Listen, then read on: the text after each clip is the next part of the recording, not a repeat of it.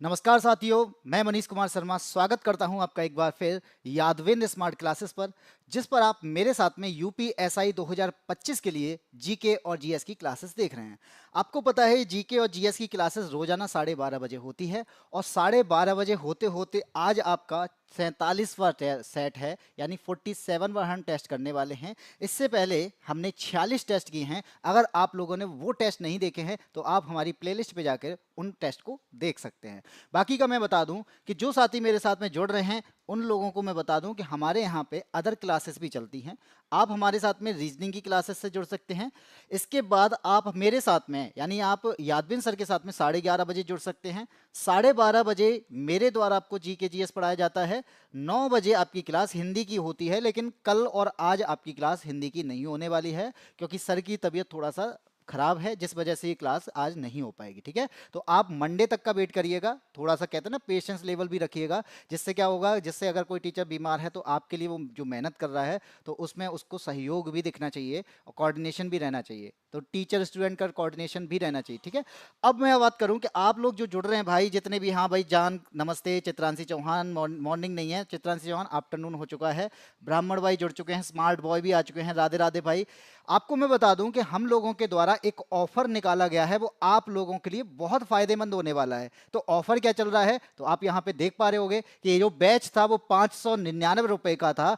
आप लोगों की वजह से, आप लोगों के कई लोगों के कॉल आए, सर महंगा बैच लग रहा है, तो आप लोगों के लिए हमने ये बैच मात्र 99 रुपए में कर दिया है। तो आपके पास में अभी मौका है, तो जल्दी करिए, क्योंकि ये बैच का जो टाइम है, यानी जो आपका 99 रुपए का जो टाइम चल रहा है, जो ऑफर हमारा चल रहा है, ये बहुत ही सीमित समय के लिए है और इसके बाद में इसकी कीमत जो है वो फिर से 599 हो जाएगी। तो जब तक ये मौका चल रहा है तो भाई मौके का फायदा उठाइए। और आपको ये टीम दिख रही है, ये टीम पूरी तरीके से आपको यहां पर यूपीएसआई क्वालिफाई कराने में हेल्प करने वाली है, आपको सजेस्ट करने वाली है और आपको यहाँ पे गाइडेंस भी देने वाली है, आपको स्ट्रेटजी शेयर करने वाली है और इसके अलावा आप लोगों को पढ़ाने वाले हैं, यानी थ्योरी और कंसेप्ट को क्लियर करना है। तो आपको अगर थ्योरी और कंसेप्ट को समझना है, क्लियर करना है, तो आप इस बैच से जुड़ सकते हैं। और इस बैच का नाम क्या है, चाणक्य 2.0 बैच। याद रखिएगा, एक बैच हमारा चाणक्य बैच है और एक बैच है हमारा चाणक्य 2.0। जो 99 रुपए का है वो आपका चाणक्य 2.0 बैच है। फिर दिमाग में आएगा कि सर ये बैच मिलेगा कहाँ पे, तो आपको कहाँ जाना है, आपको हमारी एप्लीकेशन पे जाना है। और ये एप्लीकेशन आपको कहाँ मिलेगी, ये हमारे प्ले स्टोर पर मिलेगी। यानी आपके जो प्ले स्टोर है, प्ले स्टोर से आप बाईएससी ऐप डाउनलोड कर सकते हैं। डाउनलोड करने के बाद में आपको ये इंटरफेस दिखाई देगा जहां पे आप रजिस्टर और लॉगिन कर सकते हैं। तो आप अगर नए हैं तो सबसे पहले आपको क्या करना होगा, रजिस्ट्रेशन करना होगा। और रजिस्ट्रेशन के बाद आप फिर लॉगिन करके जो बैच आप परचेस करना चाहते हैं उस बैच को परचेस कर सकते हैं। अभी आपके पास मौका है, तो जल्दी करिए, फोन उठाइए। फोन उठाने के बाद इस बैच को खरीद लीजिए, क्योंकि अगर ये बैच का ऑफर जो शाम तक अगर खत्म हो गया तो आप इससे रह जाएंगे। तो मैं भी कह रहा हूं अभी खरीद लीजिए। पता नहीं वीकनेस है, किसको वीकनेस है भाई।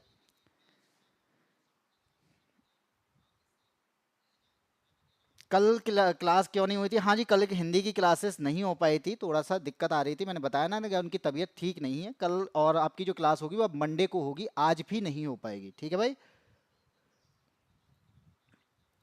अच्छी राइटिंग वाले सर, हेलो, हाँ जी भाई, थैंक यू अगर आपको राइटिंग मेरी अच्छी लग रही है तो बाकी का चलिए स्टार्ट करते हैं आपकी क्लास। क्लास स्टार्ट करने से पहले मैं बता दूं, कॉपी पेन हाथ में लीजिएगा, क्योंकि यहाँ पे मैं कुछ चीज़ें नोट करा रहा हूँ, कुछ चीज़ें मैं बोलते हुए निकल जाता हूँ। तो आपको लगता है कि वो भी इंपॉर्टेंट है, क्योंकि वो इंपॉर्टेंट है, एग्जाम पॉइंट ऑफ व्यू से इंपॉर्टेंट है। अगर मैं यहाँ पे बोर्ड पे नहीं लिख पा रहा हूँ तो आप उसे नोट कर सकते हैं और यही शॉर्ट नोट्स आपके एग्जाम में काम आएंगे। जब आप रिवाइज के लिए जाएंगे, आप रिवीजन करना चाहेंगे, तो यही नोट्स काम में आते हैं। तो स्टार्ट करते हैं आपका क्वेश्चन नंबर 1। और कमेंट जरूर करिएगा, आपके आंसर अगर निकल के आते हैं तो कमेंट भी करिएगा बेटा। ये तो आज इस क्वेश्चन का चलो कोई दिक्कत नहीं है, ये कॉपी यहाँ हो गया है, लेकिन आपको यहाँ पे हिंदी में दिखाई दे रहा होगा।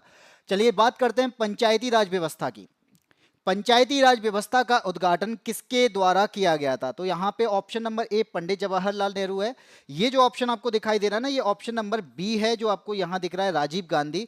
सी ऑप्शन है महात्मा गांधी और डी ऑप्शन है आपका इंदिरा गांधी। तो आप जानते हैं कि भारत में गांव की सरकार है और गांव की सरकार की शुरुआत किसने की थी, ये सबसे पहला क्वेश्चन किया जाता है। तो आप जानते हैं पंचायती राज प्रणाली इसकी व्यवस्था करने वाले, इसकी सिफारिश करने वाले कौन थे? तो वहां आप बताएंगे कि सर वो थे बलवंत राय मेहता। और ये बलवंत राय मेहता अकेले नहीं थे, क्योंकि इनके द्वारा एक कमेटी बनाई गई थी और इस कमेटी के द्वारा एक रिपोर्ट आती है 1958 में। क्या आता है? एक रिपोर्ट आती है।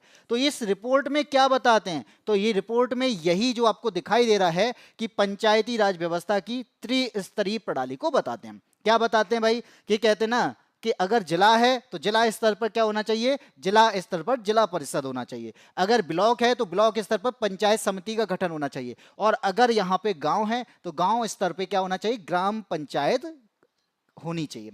अब आप ये कहेंगे कि सर बलवंत राय मेहता ने 1958 में रिपोर्ट दी थी, लेकिन हम पढ़ते हैं कि जो 73वां संविधान संशोधन होता है वो आपका 1992 में होता है। तो बेटा इसका आंसर हो जाएगा कि हमने 73वें संविधान संशोधन के द्वारा संवैधानिक दर्जा दिया था। इससे पहले हमसे संवैधानिक दर्जा नहीं मिला था। तो इसका शुभारंभ कब होता है? तो 2 अक्टूबर के दिन होता है। और 2 अक्टूबर 1959 में, क्या 2 अक्टूबर 1959 में राजस्थान में इसकी शुरुआत होती है। तो राजस्थान से शुरुआत होती है पंचायती राज व्यवस्था की, पंचायती राज प्रणाली की, पंचायत की त्रिस्तरीय प्रणाली की शुरुआत होती है। और इसका उद्घाटन कौन करेंगे? 1959 के टाइम पे कौन प्रधानमंत्री होगा? जल्दी से बताइए, कौन प्रधानमंत्री होगा? रोहित तिवारी का आंसर ए है, जान का आंसर ए है, ब्राह्मण का आंसर ए, स्मार्ट बॉय सभी लोगों ने ए बताया है। बाकी को मैं बता दूं कि यहाँ पे क्या आंसर होने वाला है? ऑप्शन नंबर ए ही होने वाला है। क्योंकि आपको पता होना चाहिए 1959 में यहाँ पे राजस्थान के नागौर जिले में बगदारी गांव में ये व्यवस्था स्टार्ट की गई थी। और इस टाइम पे प्रधानमंत्री कौन थे? तो वो थे आपके जवाहरलाल नेहरू। इसके बाद आते हैं अगले क्वेश्चन पे। और जिन लोगों ने जवाहरलाल नेहरू सही आंसर दिया है, बिल्कुल सही है। फास्ट फूड नहीं भाई, क्या फास्ट फूड की बातें चल रही है यहाँ पे? फास्ट आंसर चाहिए, फास्ट फूड की बातें ना करो। रितेश तिवारी का आंसर ए है। आगे बढ़ते हैं, क्वेश्चन नंबर 2 पे आते हैं। आपको पता है क्वेश्चन नंबर 2 की बात करेंगे तो हम यहाँ पे प्लानिंग बनाते हैं। कोई भी चीज डेवलप करना चाहते हैं, अगर हम सरकार को सलाह देना चाहते हैं, हम उसके लिए क्या करेंगे? प्लान तैयार करेंगे। लेकिन प्लान को अप्रूव करने वाला भी तो कोई होना चाहिए। केंद्र और राज्य के बीच में सहयोग करने वाला भी तो कोई होना चाहिए। तो यहां पर उसी के कारण यहां पे हमें एक व्यवस्था की जरूरत पड़ी, एक संस्था की जरूरत पड़ी, जिसका नाम था भारत सरकार का एक शासनात्मक राष्ट्रीय विकास परिषद। क्या नाम था उसका?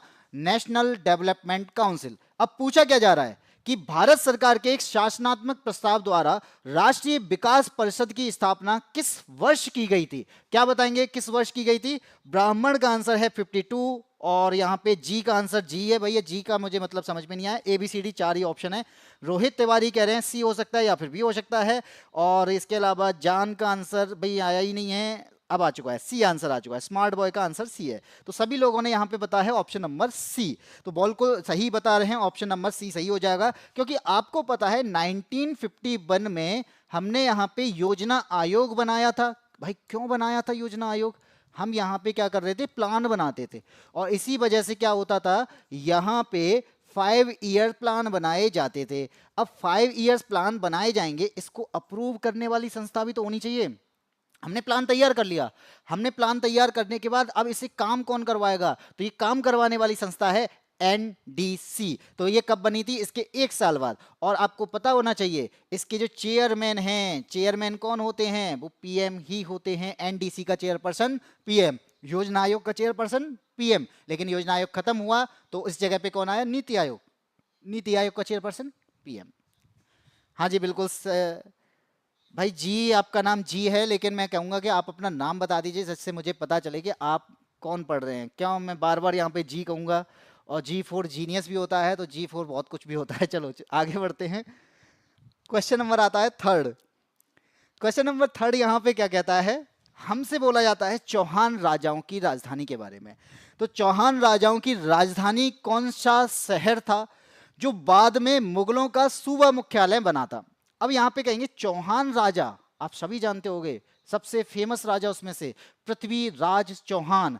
यहां पे पृथ्वीराज चौहान के द्वारा एक सेंटर बनाया गया था। वो क्या था? Military and trade centre. लेकिन यहां पे मिलिट्री एंड ट्रेड सेंटर जहां बनाया गया था वो जगह कहां थी, यही पूछा जा रहा है। तो एक प्रमुख थे चौहान वंश के, प्रमुख राजा कौन थे? अजय राय। ठीक है। पूछा जाए चौहान वंश के प्रमुख राजाओं में एक थे अजय राज, और इन अजय राज के द्वारा क्या किया जाता है, अजमेर की स्थापना की जाती है। क्या किया जाता है भाई, अजमेर की स्थापना की जाती है। और जब इन्होंने अजमेर की स्थापना कर दी, अजमेर शहर बना दिया, अजमेर नगर बना दिया, तो इसी को क्या कर दिया, इसी को अपनी राजधानी बना दिया। अब इन्होंने अपनी राजधानी बना दिया किसे, अजमेर को। और इसी में क्या थे, इसी में आए पृथ्वीराज चौहान, और पृथ्वीराज चौहान ने यहाँ पे अपने मिलिट्री के कैंप बनाए, ट्रेड का सेंटर बना दिया। लेकिन जैसे ही यहां पे मुगल शासन आता है, मुगलों का यहां पे शासन बढ़ता है, तो यहां बनता है मुगलों का सूबा, और वो मुगलों का सूबा कहां बनता है, अजमेर में। यानी ऑप्शन नंबर डी ही सही हो जाएगा। तो किन लोगों का ऑप्शन नंबर डी है, ब्राह्मण का, रोहित तिवारी, जान चित्रांशी, और इसके अलावा स्मार्ट बॉय, सभी के आंसर आ रहे हैं ऑप्शन नंबर डी। और जी का आंसर है अजमेर, बिल्कुल सही है। नीति, हाँ जी बिल्कुल, नीति आयोग ही है। आगे बढ़ते हैं, क्वेश्चन आज का मिल चुका है, चौहान राजाओं की राजधानी है। चौहान वंश के बारे में अगर आपको पढ़ना है ना, तो आप जाएंगे सांवर लेक। सांवर लेक वही है जो भारत की सबसे खारी झील है। और अगर भारत की सबसे खारी झील है, तो यहाँ है क्या भाई, यहाँ पर शिलालेख हैं। कौन से शिलालेख, इन्हें कहा जाता है बिलोलिया शिलालेख। और इसी बिलोलिया शिलालेख में बताया जाता है कि भारत में एक चौहान वंश रहा है, भारत में पृथ्वीराज चौहान रहे हैं, भारत में पृथ्वीराज चौहान वंश की राजधानी अजमेर रही है, यहीं पे बताया जाता है। ठीक है, आगे बढ़ते हैं, क्वेश्चन नंबर आता है अगला, क्वेश्चन नंबर 4।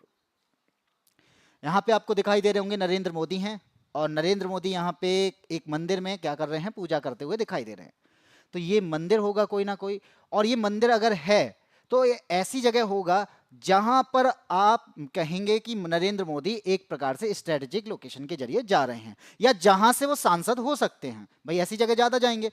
यहां पर यही क्वेश्चन है कि इनमें से कौन उत्तर प्रदेश के जिले में तुलसी मानस मंदिर स्थित है, यानी कौन सा जिला है जहां तुलसी मानस मंदिर है। तो जल्दी से बताइएगा क्या आंसर होगा। ये छोटी बच्ची है भाई, यहाँ पे क्या किसकी बातें चल रही है, यहाँ आपको टाइगर श्रॉफ बनने की जरूरत नहीं है कि कोई छोटी बच्ची है कोई कौन बड़ी बच्ची है, ठीक है, आप पढ़िए। यहाँ पे मेरा भी तुक्का है, आंसर बताया है, जी का आंसर है, G4। भाई अपना नाम बता दो, कम से कम अपना नाम बता दोगे तो सही रहेगा। प्रयागराज, वाराणसी, और इसके अलावा किसी का आंसर है, जान का आंसर बी, तिवारी का आंसर बी है, टाइगर श्रॉफ है ब्राह्मण, चलो ठीक है, चंद चौहान का भी आंसर आ चुका है वाराणसी। तो भाई आप यहाँ पे देख पा रहे हैं ना, तुलसी मानस मंदिर। और ये तुलसी मानस मंदिर बहुत फेमस मंदिर है, और बहुत फेमस मंदिर है, तो ये कहाँ पर है, ये वाराणसी में। अब कहेंगे सर किस लिए फेमस है, आपने कैसे बोला कि ये फेमस है। तो भाई आप यहाँ पे ये तुलसी बर्ड देख रहे हो ना, ये तुलसी वर्ड तुलसीदास से संबंधित है, किससे, तुलसीदास से संबंधित है। और अगर ये तुलसीदास से संबंधित है तो इसका मतलब क्या होगा, इसका मतलब है कि इनसे रिलेटेड चीज यहां पे मिलती होगी। तो तुलसीदास ने क्या लिखा था, तुलसीदास के द्वारा रामचरित मानस लिखी गई थी। और रामचरित मानस में क्या है भाई, श्लोक है। अब अगर श्लोक हैं तो मंदिर की दीवारों पे क्यों ना श्लोक लिख दिए जाएं। तो यही होता है कि वाराणसी में इस मंदिर पर क्या किए गए हैं, मंदिर की जो दीवारें हैं उस पर श्लोक गड़े हुए दिखाई देते हैं।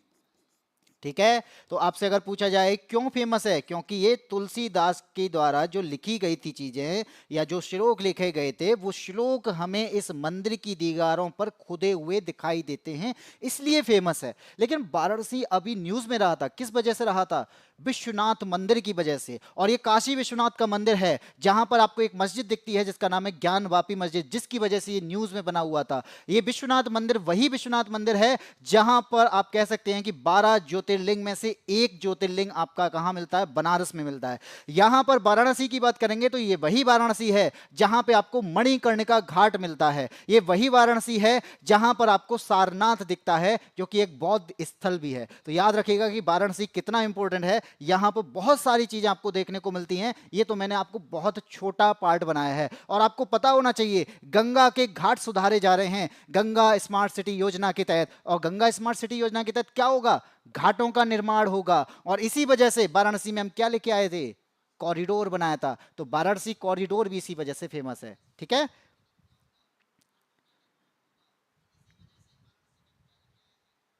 चलिए आगे बढ़ते हैं, क्वेश्चन नंबर 4 की बात करते हैं। भाई यहाँ पे कास्टिज्म की बात नहीं की जाएगी, कौन क्या है कौन क्या नहीं है, आप क्या हो कितना, इतने पर ध्यान दीजिए, बाकी की चीजों पे ध्यान नहीं देना है। क्वेश्चन नंबर 5 पे आते हैं, और क्वेश्चन नंबर 5 बी यहाँ पे क्या कहता है?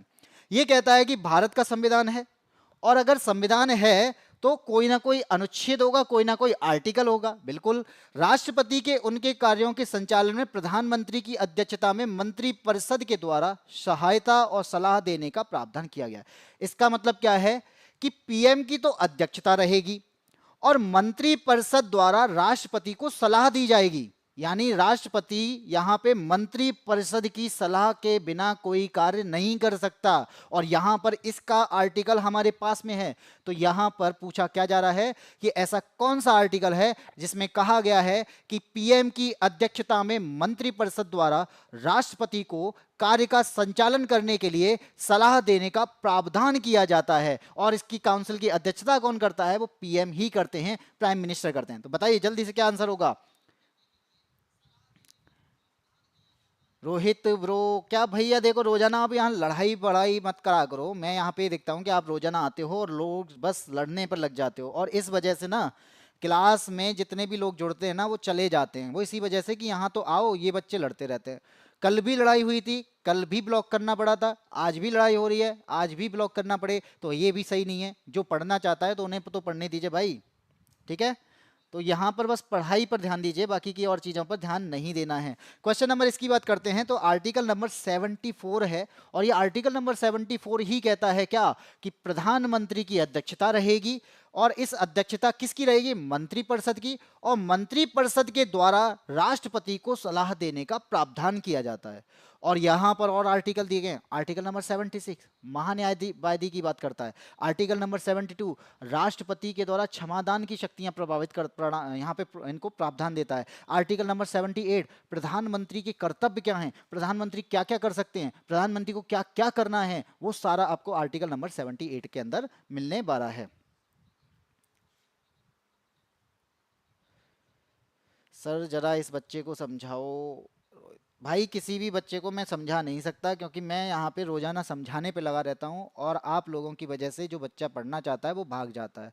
थोड़ा सा खुद पे भी कंट्रोल करना चाहिए, क्योंकि अगर कास्टिज्म की बात करते हैं तो भाई जो आप बात कर रहे हो वो मेरे लिए भी लागू होता है। तो भाई कुछ चीज़ों को इग्नोरेंस मतलब इग्नोर भी करना चाहिए, क्योंकि अगर हर चीज़ पे आंसर देने लग जाएंगे तो फिर कोई भी मतलब नहीं बनता। आंसर मुझे इस क्वेश्चन के चाहिए, ना कि आपके अदर चीज़ों के। तो इस बात को खत्म करो और आगे बढ़ते हैं। चित्रांशी चौहान का आंसर ए है। क्वेश्चन नंबर यहाँ पे 6 की बात करते हैं।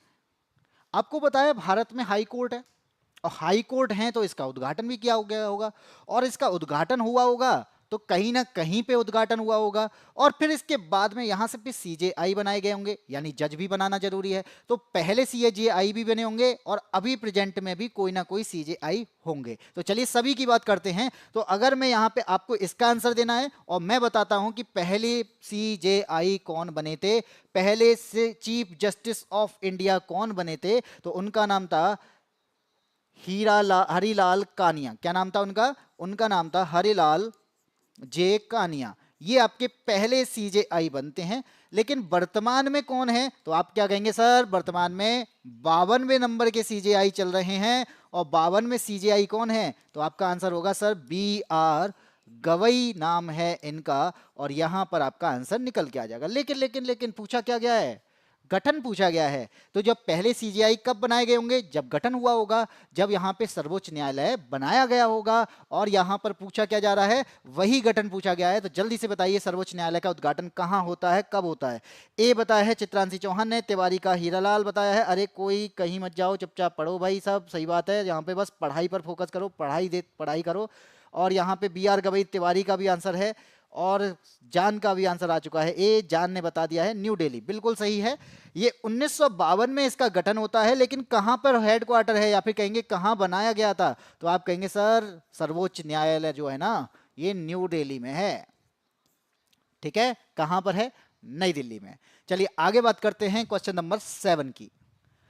निम्नलिखित में से किसे सीमांत गांधी के नाम से जाना जाता है? भाई हमारे यहाँ पे तो महात्मा गांधी हैं, अभी सीमांत गांधी कौन आ गए? भाई ऐसा है कोई जिन्होंने अहिंसा का काम किया था? भाई गांधी क्यों फेमस हुए थे? अहिंसात्मक तरीके से आंदोलन करना ही, इसी के कारण गांधी जी होते हैं फेमस। और ऐसा ही एक और व्यक्ति है इन चारों में से जिसे गांधी तो बोला गया, अब इसे महात्मा तो नहीं कह सकते, तो उसे सीमांत गांधी के नाम से जाना गया है। इसी वजह से इसे फ्रंटियर गांधी के नाम से भी जाना गया है। तो इन्होंने क्या किया होगा? इन्होंने अहिंसा का रास्ता अपनाया गया होगा। और अहिंसा वही है, अहिंसा का मतलब क्या है? अगर आप अहिंसा को समझना चाहते हैं, पावरफुल हैं और पावरफुल होने के बावजूद आप यहां पे हिंसा नहीं करते हैं, उसको वास्तव में सही अहिंसात्मक व्यक्ति कहा जाता है। अगर आप बिल्कुल सूखे साखे और बिल्कुल हड्डी वाले इंसान और फिर सामने किसी के खली के सामने जाके लड़ेंगे और कहेंगे मैं अहिंसा नहीं करता, तो भाई कहीं ना कहीं वो क्या हो जाएगा? गलत हो जाएगा। उसे अहिंसात्मक व्यक्ति नहीं कहेंगे। अहिंसात्मक व्यक्ति वही है जिसके पास पावर तो बहुत है, लेकिन वो किसी से भी कुछ कहना नहीं चाहता, वो किसी से भी कुछ कहना कहेगा भी नहीं, वो सब शांति से करना चाहेगा, उसी को हम अहिंसात्मक तरीका कहते हैं। तो यहां पर भी क्या है, एक व्यक्ति थे जिनका नाम था, यहां पे ऑप्शन नंबर कौन सा होगा? दिल्ली। अरे दिल्ली कहां से आ गया ए आंसर? चित्रांशी चौहान कह रही हैं खान साहब। जान का आंसर है खान साहब, तिवारी का आंसर है बी। तो यहां पर आंसर क्या होगा? ऑप्शन नंबर बी हो जाएगा, यानी अब्दुल गफ्फार खान। यही है व्यक्ति जो अहिंसात्मक तरीके से सीमांत प्रांत में खुदाई खिदमतगार आंदोलन था। अगर आप कहेंगे कौन सा आंदोलन इन्होंने किया होगा, इन्होंने किया था खुदाई खिदमतगार आंदोलन। तो आपसे आंदोलन का नाम पूछा जाए तो आप तुरंत कह देंगे कि अब्दुल गफ्फार खान के द्वारा खुदाई खिदमत गार आंदोलन किया गया था। और इसी को यहां पे लाल कुर्ती आंदोलन भी कहा जाता है। इसे क्या कहा जाता है? लाल कुर्ती आंदोलन। किसके खिलाफ किया होगा? क्योंकि उस टाइम पे तो हमारे यहाँ तो अंग्रेज थे, तो हम भी तो अंग्रेजों के खिलाफ ही लड़ रहे थे, तो ये आंदोलन भी किसके खिलाफ होगा? अंग्रेजों के विरुद्ध होगा। इसे लाल कुर्ती के नाम से भी जाना जाता है, इसे खुदाई खिदमतगार के नाम से भी जाना जाता है। और ये व्यक्ति जो हैं इन्हें सीमांत गांधी कहा गया, और वो व्यक्ति कौन है? अब्दुल गफ्फार खान आंसर है। ठीक है, हाँ जी बिल्कुल खान साहब हैं। 6 क्वेश्चंस में अपने सी ऑप्शन तो टिक किया है, 6 में सी को किया है। अरे हाँ, 1950। इसका जो आंसर रहने वाला है बेटा 1950 है। ठीक है ठीक है ठीक है ठीक है ठीक है, ध्यान नहीं दिया होगा मैंने, 1950 ही है।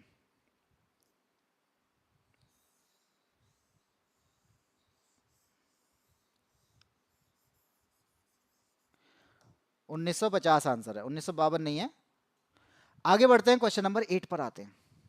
8 क्या कहता है? अब तो सही हो गया है ना सी? राम राम भाई सचिन यादव। भाई सचिन यादव भी हमारे साथ में जुड़ चुके हैं। आप लोगों की लड़ाई की वजह से कितने लोग जुड़े हुए थे और कितने लोग चले गए हैं। भाई लड़ाई मत किया करो, मेरी क्लास में तो बिल्कुल मत किया करो। आपको लड़ना है तो आपके पास में कई सारे मैदान होते हैं, आप जाइए अपनी ताकत दिखाइए, कोई मेडल लेके आइए, गोल्ड मेडल भी आप जीत सकते हैं। अगर आप यहाँ पे अपनी ताकत को आजमाना चाहते हैं, अपनी ताकत को दिखाना चाहते हैं, तो भाई खेल में कुछ करिए, आप पहलवानी करिए, आप यहाँ पे ओलंपिक में जाइए, लेकिन मेरी क्लास में यहाँ पे किसी भी चीज में ओलंपिक मत बनाइए, यहाँ पे केवल पढ़ाई करिए। ठीक है? चित्रांशी कहाँ है? चित्रांशी मुझे क्या पता कहाँ है, आप ढूंढो। क्वेश्चन नंबर 8 की बात करते हैं कि भारतीय संविधान के निम्नलिखित में से किन अनुच्छेदों के तहत सांस्कृतिक और शैक्षिक अधिकार प्रदान किए गए हैं? तो आप यहां पे क्या कहा है? और अगर ये चीजें हैं तो ये हमारे लिए क्या होगा? ये हमारा मौलिक अधिकार होगा, यानी ये क्या कहलाएगा? ये हमारा फंडामेंटल राइट कहलाएगा। तो आप यहां पे क्या कहेंगे? कहीं ना कहीं सर ये फंडामेंटल राइट है, ये कहीं ना कहीं एक मौलिक अधिकार है। और अगर मौलिक अधिकार है तो आर्टिकल नंबर 12 से लेकर 35 के बीच में आना चाहिए। कहां से कहां तक? 12 से लेकर 35 तक के बीच में होना चाहिए। और ये बात कहां कही गई है? संविधान के पार्ट नंबर 3 में कही गई है। तो सर यहां पे 14 से 18 भी है, 19 से 22 भी है, 32 से 35 भी है और 29 से 30 भी है। तो आपका यहां पे आंसर क्या होना चाहिए? तो आप यहां पे कहेंगे कि सर 29 और 30 जो हैं ये हमारी कल्चर और एजुकेशन राइट की बात करते हैं। ये हमें किसी यानी किसी को भी अपनी संस्कृति, अपनी भाषा, अपना साहित्य बनाए रखने का अधिकार देते हैं। इसीलिए इसका आंसर क्या हो जाएगा? ऑप्शन नंबर डी हो जाएगा। तो जो जा रहा है जाने दो, कसम से आ चुके हैं। गुड आफ्टरनून भाई, किसकी कसम से आए हो?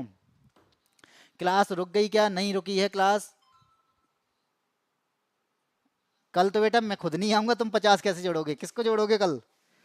कल तो संडे है भाई, कल नहीं, परसों जोड़ना। ठीक है, अब बढ़ते हैं क्वेश्चन नंबर, आते हैं अपने 9 पर। क्या कहता है क्वेश्चन नंबर 9? आपको पता है हाईवेज बनाए जाते हैं, बिल्कुल बनाए जाते हैं सर। आप कहेंगे सर हाईवेज बनाने की कोई ना कोई संस्था भी तो होती होगी। बिल्कुल होती है भाई, कोई ऐसा थोड़ी ना है कि हम चले गए हम बना देंगे, कोई ना कोई संस्था होगी। लेकिन सर सड़कें किसकी बन रही? भारत की सड़कें बन रही हैं, और भारत की सड़कें अगर बन रही हैं तो इसके लिए हमें संविधान में कोई ना कोई एक्ट की जरूरत होगी। भाई कानून के तहत ही काम करोगे, संविधान के तहत काम करोगे, तो हमारे पास एक्ट है। कौन सा? National highway authority act. ठीक है, NHAI एक्ट कब बनाया गया था? तो सर कहेंगे 1988 में बनाया गया था। एक्ट कब आता है? 88 में। लागू कब होता है? भाई 1995 में होता है। 88 में बनकर तैयार होता है, 95 में इसको लागू किया जाता है। क्या ये पूरे भारत में लागू होता है? तो आपका आंसर क्या होगा? तो यहां पर आपके पास में 4 ऑप्शन है, 4 ऑप्शन में यही बताना है। क्या ये पूरे भारत में, या किसी स्टेट को छोड़ना पड़ेगा, या फिर कहीं पर कोई स्टेट इसमें इंक्लूड करना पड़ेगा? जल्दी से बताइए क्या आंसर होगा। गुड नाइट भाई सुरजीत कुमार भाई, बहुत बढ़िया भाई, तुम्हारा तो यार रात हो रही है, चलो कोई बात नहीं है। कसम से हमें प्यार हो गया है, सनम से कसम से। ओ मैं लाइक करना भूल गई किसे? भाई यहाँ प्यार व्यार करने की जरूरत नहीं है, अपना भाई पढ़ाई से प्यार करो, क्योंकि यही है जो हमें आगे लेके जाएगी। बाकी के आपके जो अदर लव और अफेयर होते हैं ना, वो आपको पीछे लेके जाते हैं, ना कि कहीं आगे लेके जाते हैं। और फिर जब वो छोड़ के जाता है ना, तो आपका क्या रहेगा? आप कम से कम 2 महीने 3 महीने तो आपका दिमाग काम करना बंद कर देता है कि अब मुझे क्या करना चाहिए। फिर कई लोग ऐसे होते हैं जो फिल्मों में आईएएस बन जाते हैं, लेकिन वास्तव में रियल लाइफ में वो परसेंटेज बहुत कम है। ज्यादातर कबाड़ी सवार भी यही बनते हैं। तो भाई क्यों बनना है ऐसी चीजों के लिए? आगे आते हैं, इसी पर बात करते हैं। एनएचएआई की बात करते हैं, तो एनएचएआई 1988 में विस्तारित किया गया था, लेकिन ये बात जो है तब जो स्थापित हुआ था उसमें जम्मू कश्मीर को छोड़ना पड़ा था भाई। लेकिन आज के टाइम पे ही बात की जाएगी ना, तो अब जो है वो पूरे भारत में लागू होता है, क्योंकि जम्मू कश्मीर भी हमारा ही अभिन्न अंग है। और जम्मू कश्मीर को यूटी बनाने के बाद में जम्मू कश्मीर में भारत के ही कानून लागू होते हैं, भारत का संविधान ही लागू होता है। तो प्रेजेंट टाइम में ये पूरे भारत में विस्तारित है। अगर आपको सड़कें बनानी है तो प्लानिंग करनी पड़ेगी, आपको सड़कें बनानी है तो डेवलपमेंट होगा। आप यहाँ पे मेंटेनेंस चाहते हैं तो नेशनल हाईवे का मेंटेनेंस करने वाली संस्था है हमारे पास में, वो है NHAI। क्या बॉर्डर पर भी एनएचएआई काम करता होगा? क्या बॉर्डर पर, या जो हिली स्टेशन है, या फिर आपके जो पहाड़ हैं, इन पे सड़कें सर एनएचएआई बनाता होगा? तो जल्दी से बताइए कि बॉर्डर और हिल स्टेशन पर सड़कें बनाने का काम किसका है? एनएचएआई है या फिर और कोई संस्था है जो काम करती है? जल्दी से बताइएगा। हाय सर चित्रांशी है।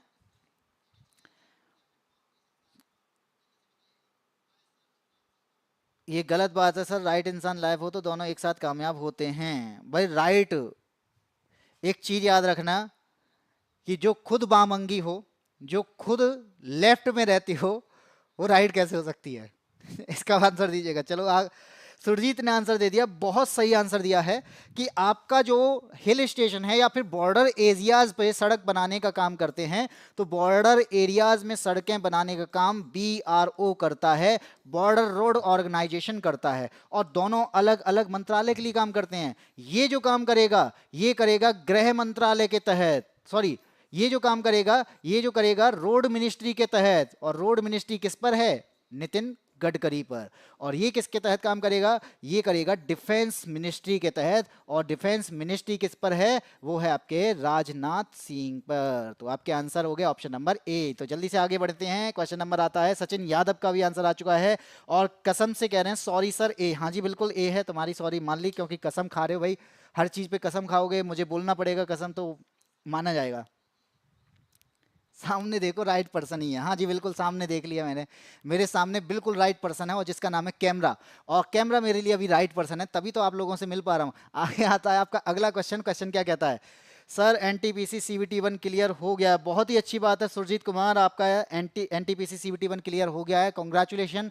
अब आपको थोड़ा सा और अच्छे से मेहनत करनी होगी, क्योंकि आपका एक कदम कंप्लीट हो चुका है। अब आपको अगले कदम की तैयारी करनी है, तो भाई अच्छे से तैयारी करना है। और हाँ, ध्यान रखना है पेशेंस लेवल पर थोड़ा सा, क्योंकि हमारी घबराहट आती है जब हम नेक्स्ट स्टेप पे जाते हैं। तो घबराहट को नहीं बढ़ाना है, नॉर्मल रहना है, लेकिन हाँ भाई सभी लोग इसके लिए ऐसे ही काम करेंगे। कॉन्ग्रेचुलेशन कर दीजिए, सभी इसको विश कर दीजिए।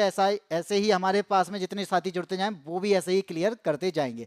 क्वेश्चन नंबर 10 क्या कहता है भाई, आप यहाँ पे रिमोट सेंसिंग सेंटर बनाना चाहते हैं। रिमोट सेंसिंग सेंटर मतलब भाई आप सैटेलाइट भेज रहे हो, और सैटेलाइट भेजने के लिए क्या आप खुद जाते हो? नहीं सर, हम खुद तो नहीं जाते, यानी हमें कोई ना कोई ऐसी टेक्नोलॉजी चाहिए जो उसे चलाएगी।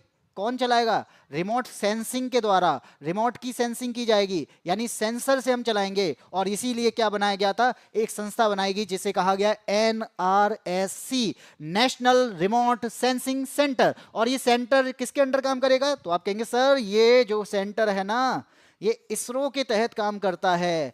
इसरो के तहत, इसका मतलब ये तो स्पेस पे काम करता होगा, क्योंकि इसरो ही तो हमारा सैटेलाइट का काम करता है, इसरो ही तो हमारा एनवायरनमेंट की मॉनिटरिंग करने में काम आता है, इसरो ही की वजह से ही तो आप यहाँ पे इंटरनेट से जुड़े हुए हो। तो आप यहाँ पे क्या कहेंगे? सर इसरो के अंतर्गत आता है, और ये नेशनल रिमोट सेंसिंग सेंटर हमारे सैटेलाइट में काम करेगा। और ये जो हेडक्वार्टर है ना सर, ऑप्शन नंबर डी यानी हैदराबाद में है। तो आंसर क्या हो जाएगा? हैदराबाद हो जाएगा। सचिन यादव का आंसर है हैदराबाद।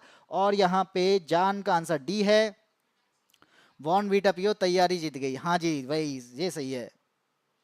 रोहित तिवारी को भी कॉन्ग्रेचुलेशन भाई, अगर आपका भी हो चुका है तो बहुत अच्छी बात है। और इसी तैयारी अच्छी चल रही होती है ना, सब कुछ अच्छा होता है। और जहाँ तैयारी रुक जाती है, जहाँ कंटिन्यूस जो कहते हैं ना कि हमारी कंटिन्यूस जो काम करना होता है वो चीज़ रुक जाती है, तो कहीं ना कहीं हम पीछे हट जाते हैं।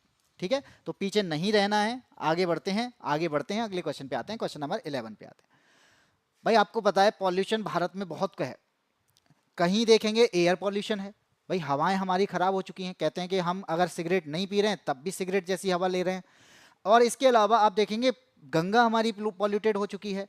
और गंगा अगर पॉल्यूटेड है तो अगर यहाँ से गंगा का पानी अगर आपका मैदानों में जाएगा तो आपकी सॉइल भी पॉल्यूटेड हो जाएगी, तो मृदा प्रदूषण होगा।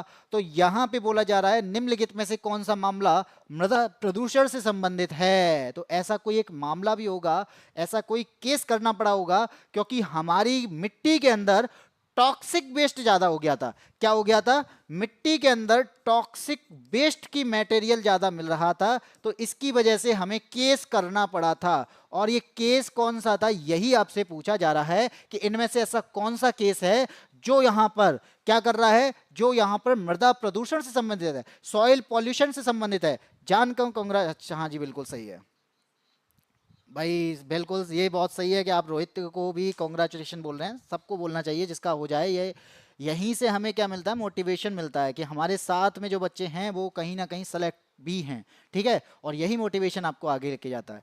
फिर आपका आता है यहाँ पे ये कि इसमें हमने केस किया सुप्रीम कोर्ट में, और सुप्रीम कोर्ट में केस करने के बाद आता क्या है कि जो कंपनी है ना, जो कंपनी पॉल्यूशन फैला रही है उसको ना क्लीन करनी पड़ेगी मिट्टी को, तो सॉइल का क्लीन अप करना पड़ेगा। और गांव को ना, क्योंकि मिट्टी खराब हो रही है, मिट्टी गांव में जाएगी, गांव को कंपेंसेशन देना होगा, यानी आपको वहां पे जुर्माना भी देना होगा, आपको वहां पे फाइन भी भरना होगा। और इसी वजह से, और वो केस कौन सा था? तो आप यहां पे कहेंगे सर इनमें से केस था आपका Indian council of enviro legal action. कौन सा था?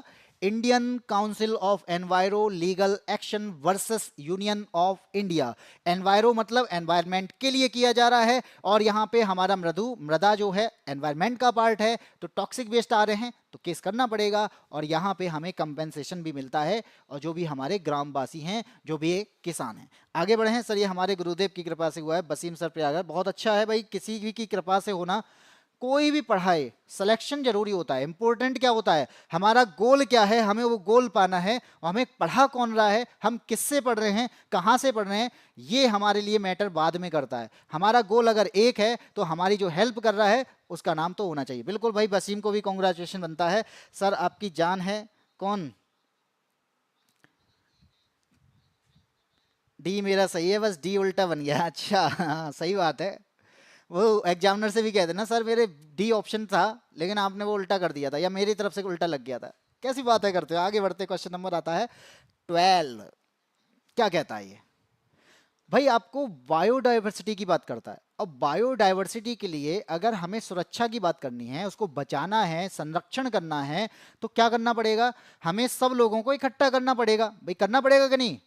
अगर मुझे कोई मोहल्ले में काम करना है कि भाई मोहल्ले में गंदगी हो रही है, तो हम क्या करेंगे, हम सब लोगों को, जितने भी घर हैं सब लोगों को इकट्ठा करते हैं और वहां पे करते हैं मीटिंग। और मीटिंग के बाद क्या होता है, एक हमारा प्रोटोकॉल लागू हो जाता है, बेटा ये ऐसे करेंगे, इसको ऐसे करेंगे, होता है कि नहीं। ऐसे ही बायोडाइवर्सिटी की बात आती है, तो बायोडाइवर्सिटी के तहत आपके कौन आते हैं, जानवर भी आते हैं, आपके कीट भी आते हैं, आपके अंदर जो पृथ्वी के अंदर जो आपका पेड़ पौधे हैं ये भी आते हैं, सब बायोडाइवर्सिटी का पार्ट है। तो इसके तहत कोई प्रोटोकॉल है जो यहाँ पर ऐसा हमारे लिए काम करता है, आपकी जैव सुरक्षा के लिए काम करता है, तो आप कहेंगे सर इनमें से कोई तो होगा। तो आपका अगर कहेंगे सर डी है, नागोया है, तो आपका आंसर हो जाएगा कहीं ना कहीं आप लगभग 50% सही हैं, क्योंकि ये जो है ना ये बायोडाइवर्सिटी पर नहीं है, ठीक है। यानी आप कहेंगे सर जैव विविधता पे तो है, ठीक है, हाँ जैव विविधता पर तो है, ये वाला जो आंदोलन है ना जैव विविधता पर है। आपको पूछा जाए बायोडाइवर्सिटी का आंदोलन, लेकिन ये जैव सुरक्षा पर नहीं है, ये सेफ्टी की बात नहीं करता, इसलिए हमारा जो है डी ऑप्शन गलत हो जाएगा। कई लोगों के डी ऑप्शन है, लेकिन डी ऑप्शन आपका यहाँ पे गलत हो जाएगा। जय हिंद भाई, स्नाइपर चित्रांशी कह रहे हैं बी हो सकता है, जान कह रहे हैं सी ही होगा, स्नाइपर कह रहे हैं डी है, और यहाँ पे कसम से नहीं भी आंसर दे दिया सी। चलिए देखते हैं क्या आंसर होगा, बाकी का आप अपने बाद में आंसर चेंज कर लेना, कह देना ये सर गलती से हो गया था। चलिए नागोया का बता दिया, बायोडाइवर्सिटी का पार्ट है लेकिन सेफ्टी का पार्ट नहीं है।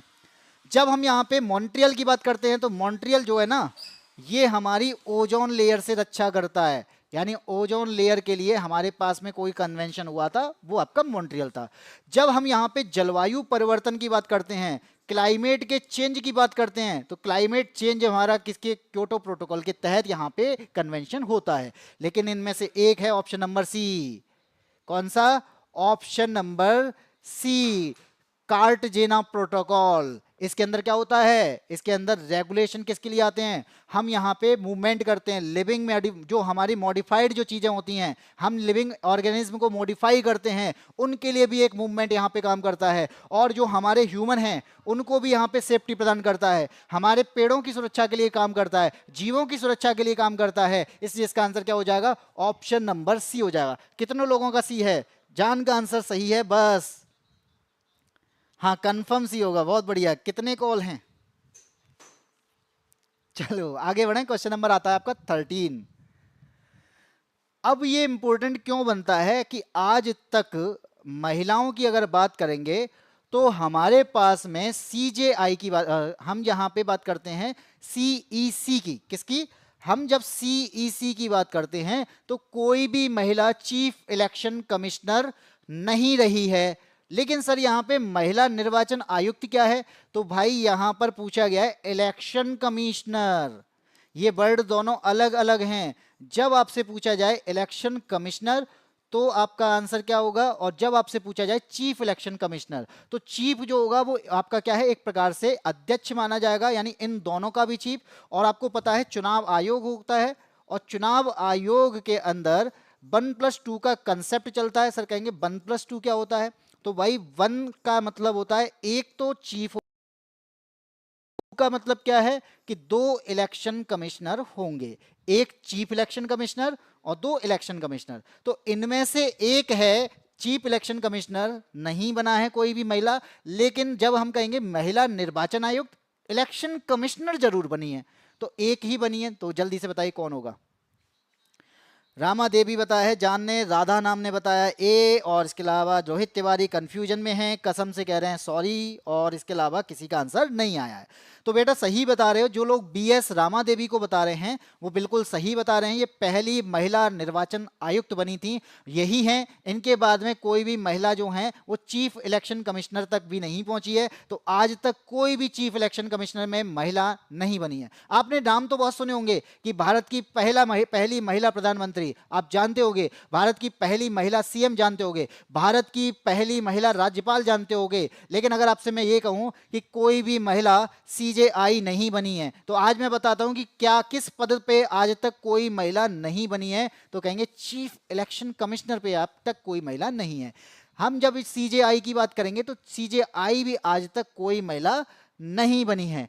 जब हम आरबीआई की बात करेंगे तो आरबीआई का जो गवर्नर होता है उसमें भी कोई भी महिला अभी तक गवर्नर नहीं बनी है। हम जब इसरो की बात करेंगे तो इसरो में आज तक कोई भी महिला चीफ नहीं बनी है। और यहाँ पे बहुत सारे ऐसे हैं, यानी भारतीय सेना के प्रमुख की बात करेंगे तो महिला प्रमुख आज तक नहीं बनी है। ये मैंने वो बताए हैं जो आपके आज तक महिलाएं नहीं बनी हैं। लेकिन कौन कौन से बनी हैं वो आपसे क्वेश्चन पूछे जाते हैं। किसकी पूछे जाते हैं? भारत की महिला प्रधानमंत्री पहली कौन है, सीएम कौन बनी थी, राज्यपाल कौन बनी थी, या फिर किसी भी संस्था में कोई महिला पहली बार अध्यक्ष बन जाती है तो भी इंपॉर्टेंट बन जाता है। ठीक है,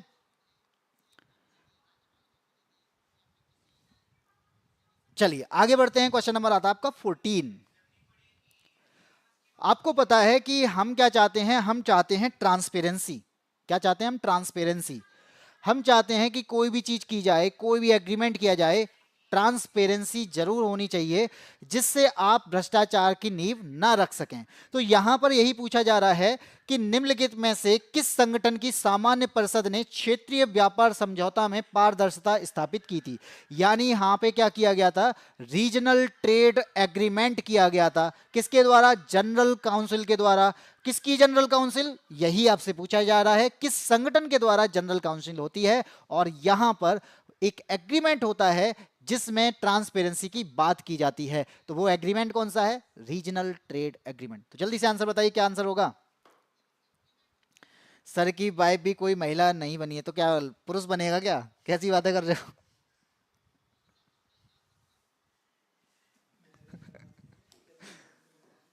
कैसे कैसे कमेंट करते हो यार तुम लोग।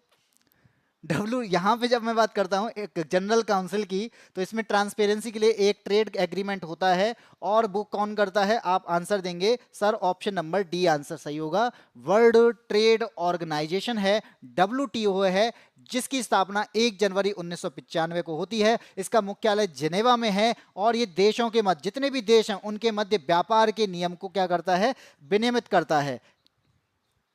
ठीक है, सब पागल है। हाँ जी बिल्कुल, सब पागल है।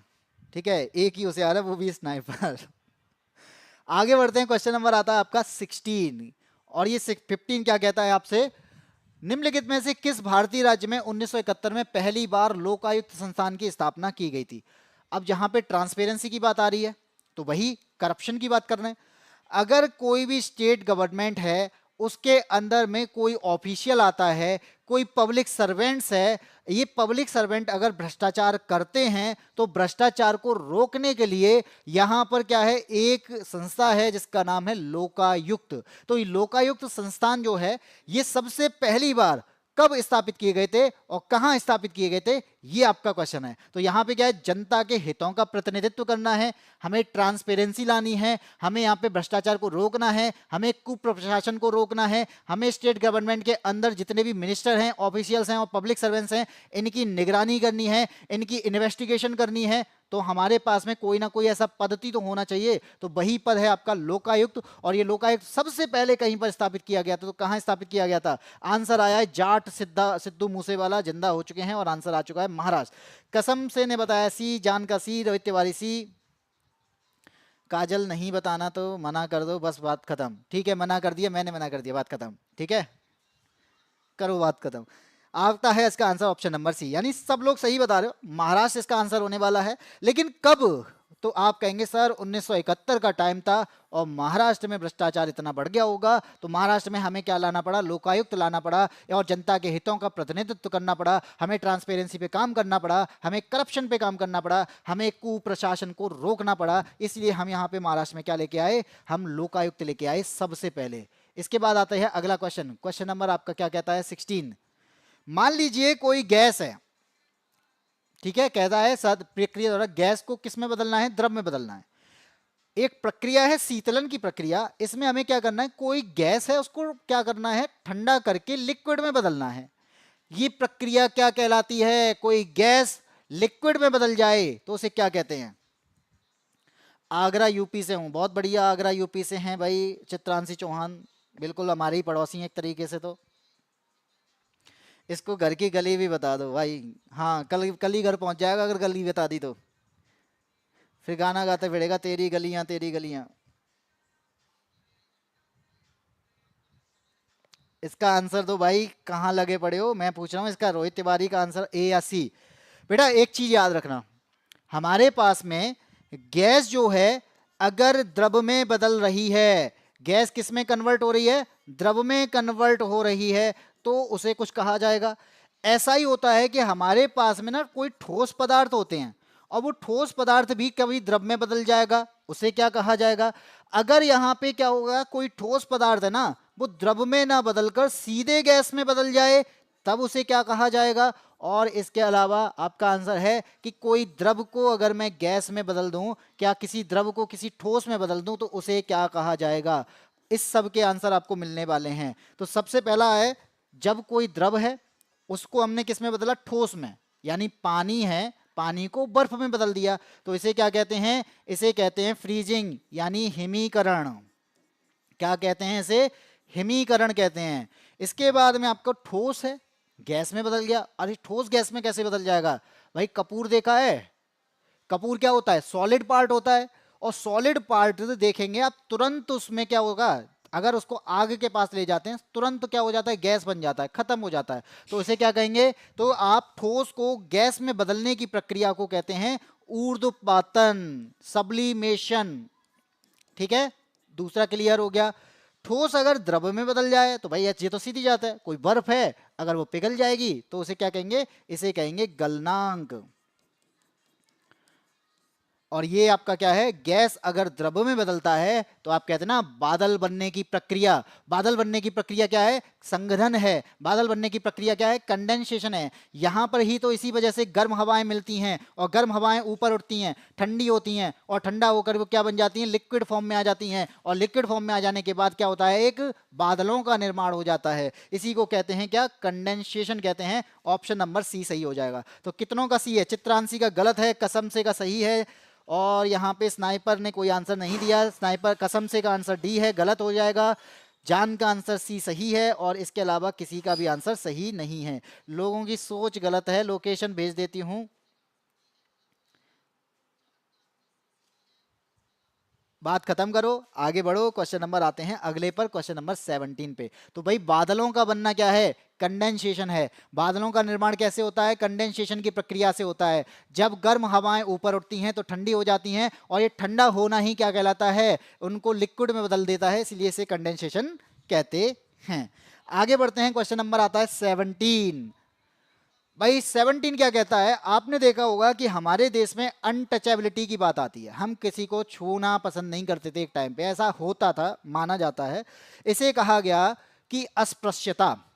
अब मान लीजिए सरकार यानी कोई भी संविधान है, इसको शामिल अपने पास में करेगा तो वो चाहेगा कि सभी लोग क्या रहें, समान रहें, सोशल इक्वलिटी रहे, जस्टिस क्या हो, समान हो, आपका ह्यूमन डिग्निटी बनी रहे। तो आपको क्या करना पड़ेगा, तो आपको एक यहाँ पे कानून बनाना पड़ेगा, और आपको क्या करना पड़ेगा, इसे संविधान में लागू करना पड़ेगा। तो आप यहाँ पे क्या बनाएंगे सर, यहाँ हमें एक फंडामेंटल राइट बनाना पड़ेगा। इसका मतलब यह है हमारा मूल अधिकार होना चाहिए। तो मूल अधिकार है हमारे पास क्या, कि हम यानी अस्पृश्यता को समाप्त करना। मूल अधिकार क्या है, अस्पृश्यता को समाप्त करना। तो आपका आंसर क्या होना चाहिए कि सर अस्पृश्यता को समाप्त करने के लिए हमारे पास में आर्टिकल भी तो होना चाहिए। तो आप कहेंगे कि हाँ सर है आर्टिकल, और वो आर्टिकल कौन सा है, आर्टिकल नंबर 17 है। कौन सा है, आर्टिकल नंबर 17 है। और आर्टिकल नंबर 17 में हमें क्या बोला जाता है, अस्पृश्यता का उन्मूलन बोला जाता है, अनटचेबिलिटी को निषिद्ध माना जाता है, और इसको समाप्त करने की बात की जाती है। लेकिन अगर यहाँ पे ये किस फंडामेंटल राइट का हिस्सा होना चाहिए, तो यहाँ आएगा ये शोषण के विरुद्ध अधिकार, तब पहुंच जाएगा आपका आर्टिकल नंबर 23 और 24 पे। ठीक है, जाट का आंसर है डी। रोहित तिवारी कह रहे हैं मैं स्कूल की छुट्टी हो गई है, बच्चे लाने। भाई रोहित तिवारी तुम्हारे बच्चे भी हो गए। आंसर है हाँ जी बिल्कुल, 17 के 17 सही गए हैं, और भाई ऐसे ही सही होने चाहिए, 17 में 17 सही हो गए, बहुत अच्छी बात है भाई। कहाँ से तैयारी कर रहे हैं यार, ये तो बता दो सबको कि 17 में से 17 सही हो गए हैं, 18 में से 18 सही हो रहे हैं, कल भी आपके 20 में से 20 सही थे। तो मुझे लगता है कि आपकी तैयारी कुछ कहीं हद तक इतनी अच्छी है कि आप यहाँ पे बहुत अच्छी तरीके से आंसर भी देते हो, सारे आंसर देते हो, कमेंट में आपके सारे आंसर आते हैं, इसीलिए मैं तारीफ करता हूँ जान की। अच्छा आपके भाई के हैं, पता नहीं, चलिए क्वेश्चन नंबर 18 की बात करते हैं। आपको पता है ह्यूमन राइट्स की बात की जाती है, भाई अभी हमने अनटचेबिलिटी की बात कर ली, अब बात करते हैं हमारे पास में ह्यूमन राइट्स है, यानी मानव का अधिकार है। अब इस मानव के अधिकारों का संरक्षण करना है, तो संरक्षण करना है तो हमारे पास में क्या होगा, कोई एक्ट होगा। तो वो एक्ट क्या है, वो है हमारा मानव अधिकार संरक्षण अधिनियम 1993। अब इसके तहत क्या होता है कि निम्नलिखित में से किस न्यायालय को मानव अधिकार न्यायालय के रूप में कार्य करने के लिए नामित किया गया। मान लीजिए आपके साथ में कोई ऐसा चीज हो जाए, यानी वायलेशन हो जाए आपके ह्यूमन राइट का, आपके अधिकारों का, तो आप क्या हाई कोर्ट जाएंगे या फिर सुप्रीम कोर्ट जाएंगे? भाई उन पे तो फिर क्या हो जाएगा, उन पे तो काम बढ़ जाएगा, बोझ बढ़ेगा कि छोटे छोटे पार्ट भी आपके आपके पास में आ रहे हैं, यानी हाई कोर्ट आपके सुप्रीम कोर्ट को देखने पड़ रहे हैं। तो यहाँ पर ह्यूमन राइट्स के लिए कोर्ट बनाए गए या फिर कोर्ट के रूप में कार्य करने का काम किया गया। तो ह्यूमन राइट्स में अगर आपका वायलेशन होता है तो ऐसी स्थिति में हमारे पास में इनमें से कोई एक न्यायालय होता है, उसे कहते हैं सत्र न्यायालय। क्या कहते हैं उसे? सेशन कोर्ट कहते हैं, जहां पर आप ह्यूमन राइट्स के लिए अपील कर सकते हैं, जहां पर ह्यूमन राइट्स कोर्ट के रूप में ये कार्य करता है। आपके ह्यूमन राइट्स का वायलेशन होता है तो ये आपका अधिकार करता है, यहां पे आप अपील कर सकते हो। इसलिए इसका आंसर क्या आ जाएगा, ए हो जाएगा। अच्छा 17 का आंसर 17 है, बिल्कुल सही है। अच्छा ये बात सही है सर, तो हम जाएं, आप अपनी जान को ही पढ़ाओ भाई। वही बिल्कुल, आप भी कोई पढ़ते हैं, आप लोग भी बहुत अच्छे से पढ़ते हैं सब लोग। मेरी जान का मतलब ये थोड़ी ना उनका नाम है, मैं क्या करूं। आपसे और भाई एस से पुराने बैच यूपीएससी चाणक्य बैच बहुत अच्छा है भाई, चाणक्य बैच इन्होंने ले रखा है, ये अच्छी बात है। वाई एस सी में ही लिखा है 143। इतनी गहरी रिसर्च कौन करता है कि वाई एस सी में 143 लिखा हुआ है? हद है यार। क्वेश्चन नंबर 19 की बात करते हैं। क्वेश्चन नंबर 19 यहाँ पे क्या कहता है, कहता है यहाँ पे कौन सा ओमेगा 3 वसा अम्ल का सबसे अच्छा स्रोत है। आपको पता है कि हमारे पास में ओमेगा 3 फैटी एसिड है, लेकिन ये ओमेगा 3 फैटी एसिड जो है ये बॉडी बनाती है तो नहीं। तो इसका आंसर हो जाएगा बॉडी इसे खुद नहीं बना सकती, हमें इसको लेना पड़ेगा। अब क्यों लेना पड़ेगा, तो भाई आपको पता है, आप जो 143 की बात कर रहे थे इसी की बात कर लेते हैं। आपके दिल को तंदुरुस्ती चाहिए, ठीक है, आपके दिमाग को तंदुरुस्ती चाहिए। अगर आपका दिल दिमाग तंदुरुस्त रहेगा, अच्छा रहेगा, तो इसका मतलब क्या है, इसका क्या हो जाएगा, विकास अच्छे तरीके से होगा, यानी डेवलपमेंट अच्छे तरीके से होगा। दिल और दिमाग की बात आती है तो आपको ओमेगा 3 फैटी एसिड लेना पड़ेगा। तो यहां पर यही पूछा जा रहा है कि सर कौन सा पार्ट लूं इनमें, इन चारों में से किससे मिलेगा मुझे ओमेगा 3 फैटी एसिड। तो आंसर आया है यहां पे चित्रांशी का आगरा। आगरा कौन सा, आगरा क्या, चौहान का आंसर ए है। स्नाइपर सोच रहे हैं पता नहीं होना क्या होगा। जान का आंसर बी है, बाकी के लोगों का आंसर नहीं आया है अभी। और यहाँ पे जाट का आंसर आ चुका है ए। चलिए देखते हैं क्या आंसर होगा। बेटा ए बोला जा रहा है, धान्य तेल की बात की जा रही है, जो कि आपका गलत है। यानी आप यहाँ पे धान्य तेल की बात कर रहे हैं, ये इसका पार्ट नहीं है। इसके लिए आपको क्या करना पड़ेगा, आपको अलसी का तेल, यानी अलसी का तेल जो होता है ना, वो बहुत अच्छा स्रोत होता है। किसके लिए, ओमेगा 3 फैटी एसिड के लिए। समुद्र की अगर मछली आपने खा ली कोई, तो वो भी क्या है, वो भी आपका फैटी एसिड में काम करेगा, यानी फैटी एसिड बनाएगा। तो इसमें से ऐसा कौन है जो समुद्र की मछली के रूप में काम करेगा, तो भाई एक मछली होती है जिसका नाम है सार्डिन। क्या नाम है उसका, सार्डिन है। और ये सार्डिन क्या है, इसके अंदर पॉली अनसैचुरेटेड फैट मिलता है, इसकी वजह से हमारे अंदर फैटी एसिड बनता है। आपके इसी के अंदर कैल्शियम की मात्रा बढ़ती है, इसकी वजह से आयरन की मात्रा बढ़ती है, इसकी वजह से विटामिन डी की मात्रा बढ़ती है, और इस वजह से आपकी हड्डियां मजबूत होती हैं, और दिल और दिमाग का डेवलपमेंट होता है, जो आपको फालतू सोचने से मना भी करता है। ठीक है, तो सार्डिन एक मछली है जिसे पिल चढ़े मछली भी कहा जाता है। समुद्र की पार्ट है, तो समुद्र में मिलने वाली चीज ही आपका डेवलपमेंट ज्यादा करती है, इसलिए इसका आंसर हो जाएगा ये। सर हम वेज हैं, तो भाई मैं कौन सा नॉन वेज हूँ, वेज ही हूँ, लेकिन पढ़ाना तो पड़ेगा अगर आएगा तो।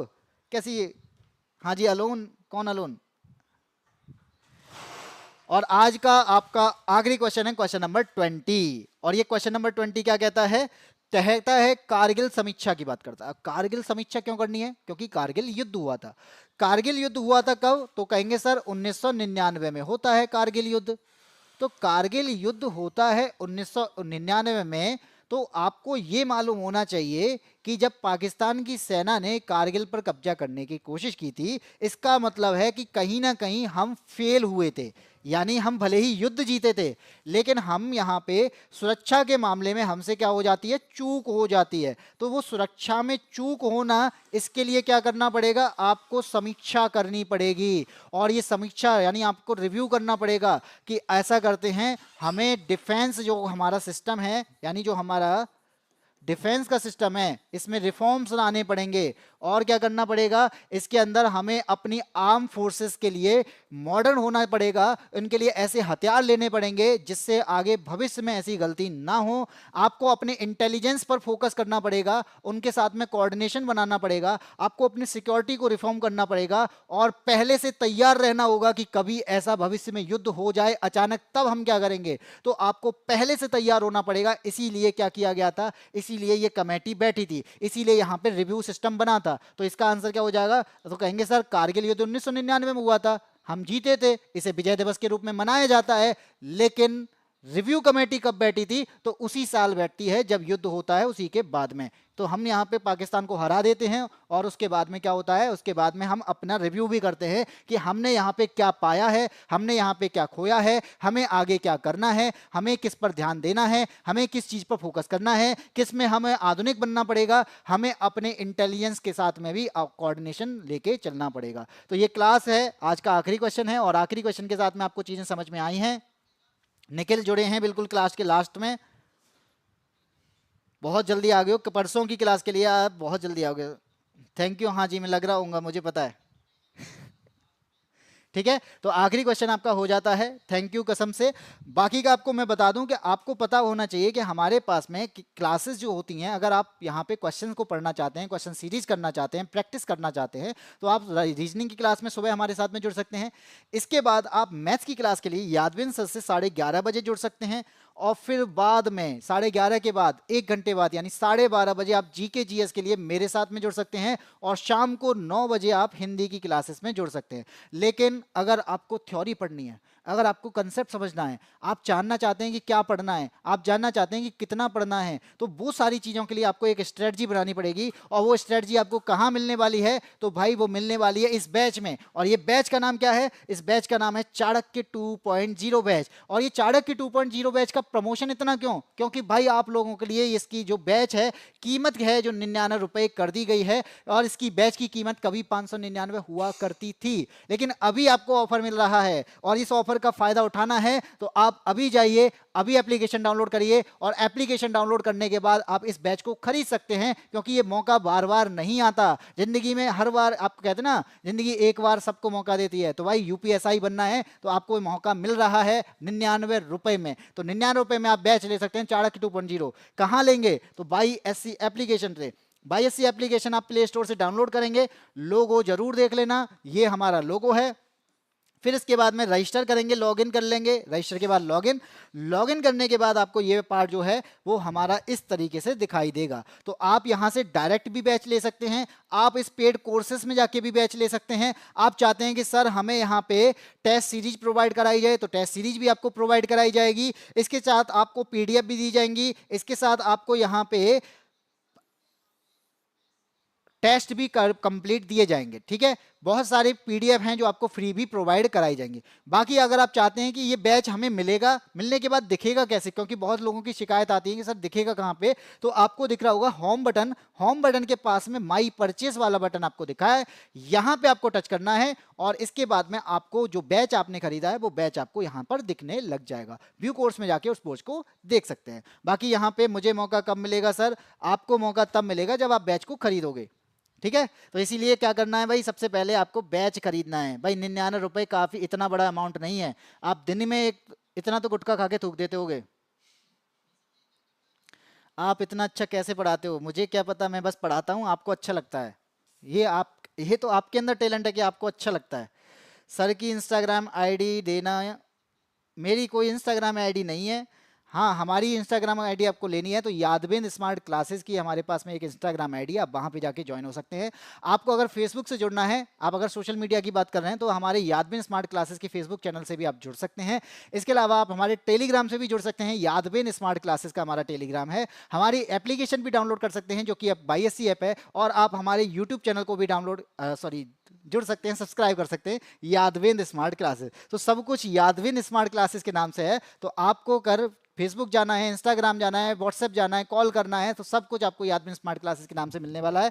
कॉल करने के लिए आपको यहाँ पे मैं बता देता हूँ, कॉल अगर आपको करनी है, कोई बात करनी है, कोई डाउट है, आपको बैच कैसे खरीदना है, बैच के बारे में कोई जानकारी चाहिए, तो आपको यहाँ पे इस पर कॉल करना पड़ेगा। ये नंबर है हमारा 8266981579। आप इस पर कॉल कर सकते हैं, जब चाहें तब कर सकते हैं। यहाँ पे आपको जो हमारे जो हेल्पलाइन पे बैठे होंगे वो भाई आपसे बात करेंगे, आपको सारे डाउट जो हैं वो क्लियर कर देंगे, ठीक है। रिमझिम सावन सर आपसे बात कब होगी? तो भाई इसी नंबर पे कॉल कर लो, मुझसे ही बात हो जाएगी। लेकिन हाँ ये बात है कि आपको सबसे पहले क्या करना पड़ेगा, हेल्पलाइन वाले से बात करनी पड़ेगी, उसे बताना पड़ेगा।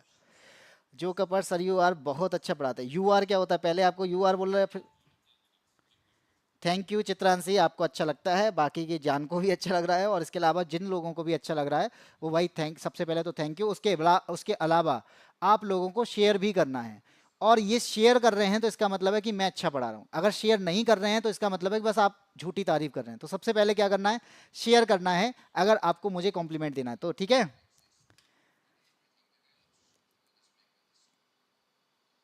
चलिए आज की क्लास में इतना ही, फिर मिलते हैं इसी टाइम पर। Nice session. हाँ एक और चीज, कल आपकी क्लास नहीं होगी, कल संडे है, कल आप यहाँ पे बिल्कुल पुरानी क्लासेस देखना चाहते हैं तो उनको देख सकते हैं। ये मक्खन लगा रही हैं सिर पर, यानी इसका मतलब मैं खराब पढ़ाता हूँ, क्यों निखिल? ये अगर मक्खन लगा रही हैं तो तुम ये कहना चाहते हो कि मैं खराब पढ़ाता हूँ। चलिए कोई बात नहीं है, जैसा भी है आपके सामने है। बाकी का हम फिर मिलते हैं सोमवार को, और सोमवार को इसी टाइम पे 12:30 बजे आप मेरे साथ में जुड़ सकते हैं जीके और जीएस की क्लासेस के लिए। तब तक के लिए जय हिंद, जय भारत।